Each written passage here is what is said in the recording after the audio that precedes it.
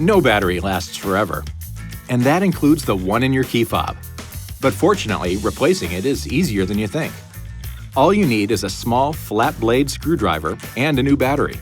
In this case, a CR2450 3V. Insert a small flat blade screwdriver into the slot on the bottom of the key fob and carefully pry the cover slightly open. Continue this process around the perimeter of the fob until you can use your fingers to remove the cover completely. Now, use the screwdriver to pry out the old battery. Insert a new battery with the positive pole facing up.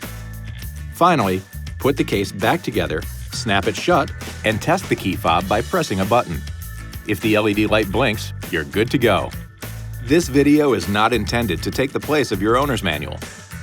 For complete details and other important safety information, please see your owner's information.